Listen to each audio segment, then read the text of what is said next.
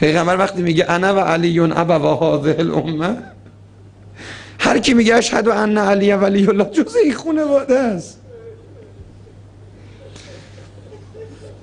اونا که بابا هستن میدونن من چی میگم. پدرها یه وقت بدترین پسر رو داره، بدترین اولادا داره، گاهی نفرینش هم میکنه، میگه دیگه نمیخوام ببینمت. اما همون موقع که داره نفرینش میکنه اگه بهش بگن پسرت تصادف کرد ناخودآگاه، میگه کجاست؟ چی شد؟ چون پاره تنشه. ببین بد کرده، بابا داره نفرینش میکنه، گاهی میگه من از ارثم محروم، اما نمیتونه ببینه یه خار تو پاش میره. الان من او اولادم خیلی امام زمانمو ناراحت کردم، اما وقتی دلم میگیره مهدی میگه دل منم میگیره.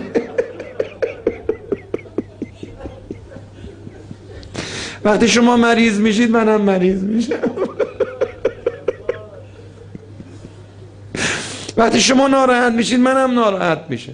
چیکارتون کنم؟ بچمید دیگه، چیکارتون کنم؟ عضو بدن من، چیکارتون کنم؟ مال یه خانواده اینجوری اینطوری. آره عزیزم، جوونی میگذره، قربونتون برم. برو ببین چقدر خوش تیپا بودن. زمان گذشت، شبا روز شد، روزا شب شد، هفته ها ماه ها سال ها گذشت، کم کم صورت اون صاف چروک برداشت، موهای سیاه بله سفید شد. من نمیدونم کی حالی بعضی جوونا کرده که میگه آقا جوونیم دیگه، جوونیم. خب بابا میگه علی اکبر جوون نبود، میگه علی اکبر جوون نبود که لقمه لقمش کردن. کی گفته جوونی یعنی گناه؟ کی گفته هر کی جوونه اجازه داره هر چی دلش میخواد بگه، هر کاری دلش میخواد بکنه؟ کی این تفسیرها رو جوونی گفته؟ کی گفته؟ کدوم بی پدری گفته جوونی یعنی هرزگی؟ کی گفته؟ خب جوونی که باش. نمیتونی جوون باشی علی اکبری زندگی کنی؟ نمیتونی مثل اسماعیل زندگی کنی فرزند ابراهیم؟ نمیتونی مثل قاسم زندگی کنی؟ رفقا وقتی سر بریده قاسم رو بر نیزه کردن، وقتی وارد کوفه شد، هر کی سر بریده این بچه 13 ساله نمیدید میگه الله اکبر، مثل ماه میدرخشه، آثار سجده رو پیشانی شد، نور پیشانیش متلعلی بود، نوجوان بود، جوان بود، اما سیما داد میزد عبد صالح خدا. جوان باش، شاد باش، خیلی هم خوب زندگی کن، خوب لباسم بپوش، اما گناه نکن. جوان به معنای هرزگی نیست، قربونت برم. حالا هر کاری دلت میخواد برو بکن، ولی حواست باشه زمستون بله تموم میشه، اینا همش میگذره، برای گذشتهان هم گذشت، اما سیاهیش به زغال میمونه. بعد شب اول قبل آدم روش نمیشه به مولا نگاه کنه ها. ببخشینا شب اول قبل دیگه توقع نداشته باش حسین سر جدا بیاری، دیگه توقع نداشته باش از زهرا بیاد بگه گریه کنه حسینم بیا بریم ها. حضرت زهرا میگه چادر من خاکی شد که تو لباست با خاک گناه خاکی نشه. زینب میگه من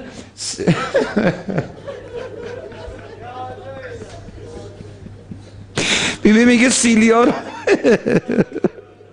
از کربلا تا شام سیلی رو تحمل کردم، تازیانه رو تحمل کردم، اما حاضر نیستم تازیانه‌ای که تو به من میزنی رو بفهمم و تحمل کنم. تو چرا تازیانه میزنی؟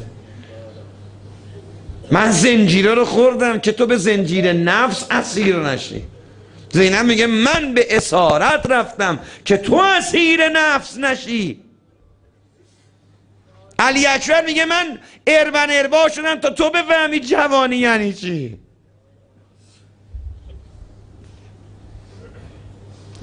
استاد ما فرمود علی اکبر جلو باباش مثل مرغ سرکنده هی پایین و بالا میافتاد تا جون داد و حسین نگاه کرد پسره چجوره هی پا رو زمین میکشه،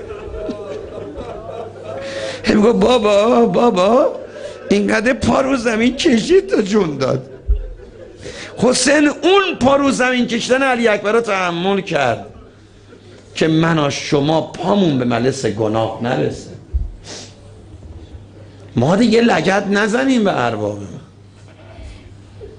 چرا از وقتی به گناه میرسن ولو میشن؟ چرا فکر میکنن زندگی یعنی گناه، جوونی یعنی گناه، شادی یعنی گناه؟ به خدا آدم میتونه قشنگ زندگی کنه، از جوونیش استفاده کنه، رفقای خوب. من طرف رو دیدم الله اکبر خیار مثلا میخوره نمک نمیزنه، میگم آقا چرا نمک نمیزنه؟ میگه من فشار خون دارم. نمک دکتر گفته فشار خون رو میبره بالا، بده برا من.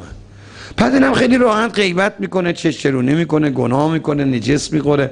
میگم ببین اگه نمک فشار خونتو میبره بالا، گناه هم فشار قبرتو میبره بالا ها. فقط نمکه پریز نکن، از گناه هم پریز کن. میگذره این شبا، میگذره این دنیا، میگذره، اما سیاهیش به زغال میمونه. میشه بچه ها سالم زندگی کرد، میشه قشنگ زندگی کرد. روز قیامت نمیتونی بگی آقا این جامعه ما خراب بود. خب باش، مگه زمان ائمه جامعه خراب نبود؟